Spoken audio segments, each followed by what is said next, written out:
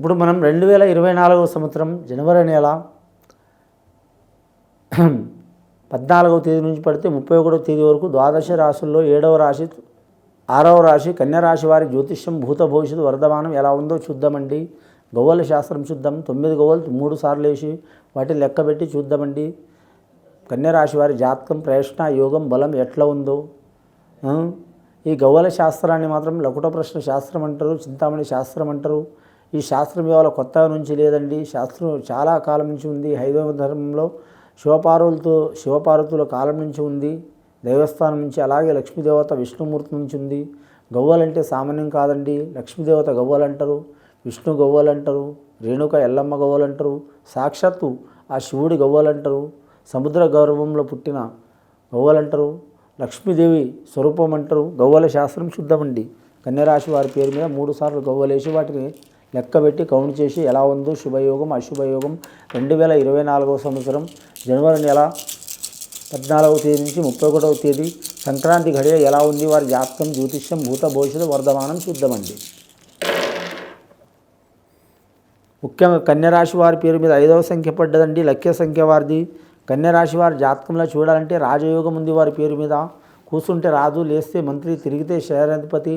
వారికి ఏ పని చేసినా కలిసి వచ్చే అవకాశాలు ఉన్నాయి. వ్యాపార విషయంలో తిరుగు ఉండదు. వారు మట్టి పట్టుకున్న మాణిక్యమయ్యే అవకాశం ఉంది. స్త్రీలైనా పురుషులైనా.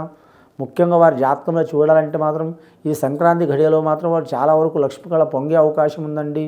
కానీ మాత్రం కన్యరాశి అంటే అందరు కాదండి. కానీ అందులో మాత్రం 50% మందికే వర్తిస్తుంది. కన్యా లగ్నంలో పుట్టినవారు, అలాగే ఉత్తర నక్షత్రంలో పుట్టినవారు, అలాగే మాత్రం హస్త నక్షత్రంలో పుట్టినవారు, అలాగే మాత్రం శుభఘడియలో పుట్టినవారు, అదృష్టం మంచిగా ఉన్నవారు, సుడి ఉన్నవారు, మత్స ఉన్నవారు, వారు చేయి పెడితే లక్ష్మి ఉన్నవారు, అసంటు వారికి అవుతుంది. కానీ అందరికి మాత్రం కాదండి. అందరికీ అవుతుందని మాత్రం అపోహపడి బాధపడకండి. కానీ కన్యా రాశి వారి జాతకం మీద అయితే మాత్రం 5వ సంఖ్య పడ్డది, శుభ సంఖ్య పడ్డది. చాలా వరకు శుభవార్తలు వినే అవకాశం ఉన్నాయి. విదేశాన యోగం వెళ్ళే అవకాశం ఉంది. వారి పేరు మీద చూడాలంటే మాత్రం వారి ఇంట్లో మాత్రం కట్టవా చామంతి చెట్లు మాత్రం పెంచాలండి. చాలా వరకు మంచిది. బంతిపూల చెట్లు, చామంతి పూల చెట్లు పెంచాలి, స్త్రీలు కానీ పురుషులు కానీ. అలాగే వారి జ్యోతిష బలంలో చూడాలంటే మాత్రం నల్లరేగడి భూమి మీద మాత్రం వారు స్థలం కొనవద్దండి, కట్టవద్దండి. ఒకవేళ వ్యవసాయ విషయంలో కలిసి వస్తే నల్లరేగడి భూమి కానీ మాత్రం ఇల్లు కట్టడంలో పనికి రాదండి. ఎరుపు భూమి అయితే కలిసి వస్తుంది వారి జాతక బలానికి. ఎరుపు భూమి గుట్టల సైడ్ ఉంటుంది. గుట్టల సైడ్ ఎరుపు భూమి కొంటే మాత్రం తిరుగు ఉండదు వారి పేరు మీద. ఏది చేసినా కలిసి వచ్చే అవకాశం ఉంటుంది. వీళ్ళ స్వభావం వైష్ణవ స్వభావం ఉంటుందండి.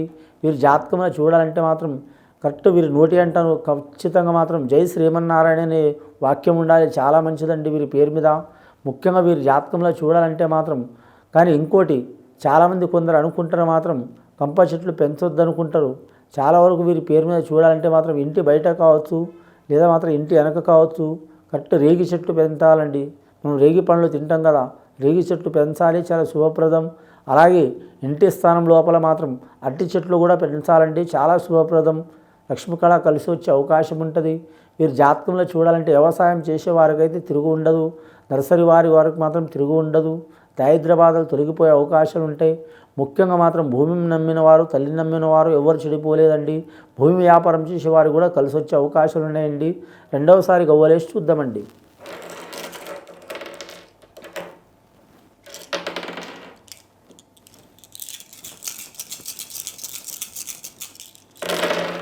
రెండవసారి గవ్వలిస్తే 4 గవ్వలు పడ్డాయండి వీరి పేరు మీద.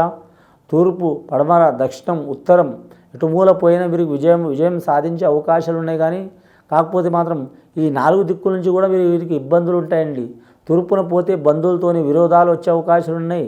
పడమర పోతే మాత్రం వీరి జాతకంలో చూడాలంటే స్నేహితులతో ఇబ్బందులు వచ్చే అవకాశాలు ఉన్నాయి. దక్షిణం పోతే మాత్రం రుణ చిక్కులు వచ్చే అవకాశాలు ఉన్నాయి. ఉత్తరం పోతే మాత్రం వీరి జాతకంలో చూడాలంటే మాత్రం ముఖ్యంగా మాత్రం స్త్రీలతోని ఇబ్బందులు వచ్చే అవకాశాలు ఉన్నాయి. మరి 4 సైడ్ పోకుండా ఇంట్లోనే కూర్చోవాలని చాలామంది బాధపడే అవకాశం ఉంటుంది. కాబట్టి మాత్రం తూర్పున పోయేవారు మాత్రం ఆదివారం పోవాలండి. ఉత్తరం పోయేవాళ్ళు శుక్రవారం పోవాలండి. దక్షిణం పోయేవారు మంగళవారం పోవాలండి. పడమర మూల పోయేవారు మాత్రం శనివారం పోవాలి. ఈ వారంలో పోతే మాత్రం వారికి చాలా వరకు శుభయోగం ఉంటుంది. అలా కాదనుకొని ఎప్పుడు పడితే అప్పుడు ఆ దిక్కు పోతే మాత్రం చిక్కులు పడే అవకాశం ఉంటుందండి. ముఖ్యంగా వీరు దొంగల పోయిన దొరల పోయిన తక్కువల పోయిన ఎక్కువల పోయిన గెలిచే అవకాశం ఉంటుంది. రాజకీయ రంగం వీరికి మాత్రం అంతగా కలిసి రాదండి. కింగ్ మేకర్ అవుతారు కానీ మాత్రం వీరి జాతకం ధనయోగం చాలా ఉంటుంది. అష్టలక్ష్మి యోగం చాలా ఉంటుంది. లక్ష్మి స్థిరలక్ష్మి ఉండదండి. లక్ష్మీదేవత మాత్రం ఎవరి కాడ ఉండాలో వాళ్ళ కాడనే ఉంటుంది, ఒక్క మంది కాడ ఉండదు. లక్ష్మి ఒకసారి స్థిరపడ్డదనుకో వందలాది సంవత్సరాలు స్థిరపడుతుందండి. కానీ ఒకసారి అలిగిపోయిందనుకో మాత్రం కొన్ని తరాల పోయినా కూడా ఉండదండి. అసంటి స్వభావం ఉంటుంది వీరి పేరు మీద. వ్యాపార రంగంలో కలిసి వచ్చే అవకాశం ఉంటుంది వీరి పేరు మీద.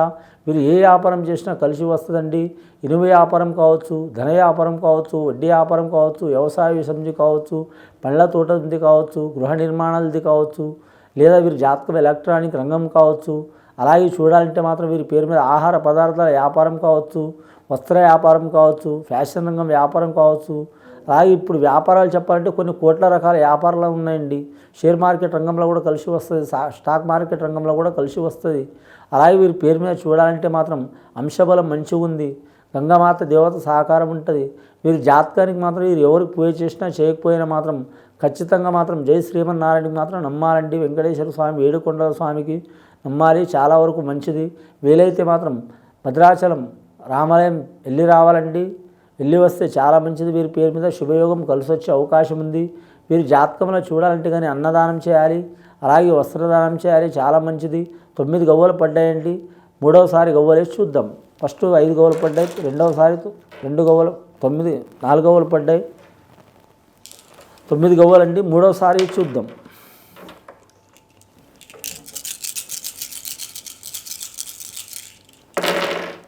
మూడోసారి గవ్వలు వేసినా కూడా ఇంకా 5 గవ్వలు పడ్డాయండి. వీరి జాతక బలానికి పంచకళ్యాణి యోగం ఉన్నది. వీరి జాతక బలానికి పంచకళ్యాణి యోగం అంటే చాలా వరకు మంచిదండి. పంచకళ్యాణి యోగం అంటే మాత్రం పంచగ్రహ కూటమి చాలా వరకు శుభలక్షణంలో ఉంది వీరి జాతక బలంలో.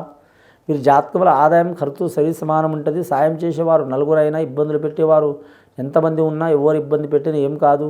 వివాహమైన వారికి భార్య నుంచి ఇబ్బందులు ఉంటాయండి. అలాగే స్త్రీలు అయితే భర్త నుంచి ఇబ్బందులు ఉంటాయి. ఓపిక పట్టుకుంటే మంచిది. ఇక సంతానం నుంచి కొన్ని అరిష్టాలు ఉంటాయి. అరిష్టాలు, దరిద్రాలు, బాధలు పోవాలంటే మాత్రం ఇంట్లో కానీ అష్టమూలిక గుగ్గిలం వాడాలి. అష్టమూలిక గుగ్గిలంతో వాడి అష్టమూలిక తైలంతో మాత్రం దీపం ధరించాలి, చాలా వరకు మంచిది. అలాగే హనుమాన్ చాలీసా చదవాలండి. హనుమాన్ చాలీసా చదివితే చాలా వరకు మంచిది. పిల్లలు చదవచ్చు, బాలలు చదవచ్చు, స్త్రీలు కూడా చదవచ్చు, ఎవరైనా చదవచ్చు, చాలా మంచిది. చాలా వరకు మాత్రం శుభప్రదం అయ్యే అవకాశం ఉంది. ఇందాక చెప్పినట్టు భద్రాచలం రామన్న దర్శనం చేస్తే చాలా వరకు శుభయోగం ఉంటుందండి. ముఖ్యంగా వీరి జాతకంలో చూడాలంటే మాత్రం 14 గవ్వలు పడ్డాయండి. 14 ఏళ్ళ వనవాసం ఉన్న వెళ్ళిపోతుంది. అలాగే 14 లోకాల్లో ఎక్కడ పోయినా వీరు బాగుపడే అవకాశం తప్పకుండా ఉన్నది. ఈ సంక్రాంతి మాసం చాలా వరకు మంచిగా ఉంది. వీరికి 14వ తేదీ నుంచి 31వ తేదీ వరకు చాలా వరకు శుభయోగాలు కలిసి వస్తాయి. గత కొన్ని సంవత్సరాల నుంచి పడుతున్న బాధలు పటాపంచలై వీరికి మాత్రం లక్ష్మీప్రద యోగమయ్యే అవకాశం ఉంది. ఇది విని చూసి ఆచరించే వారికి గొప్ప ఫలితాలు కలుగుతాయండి. శుభం భూయత్.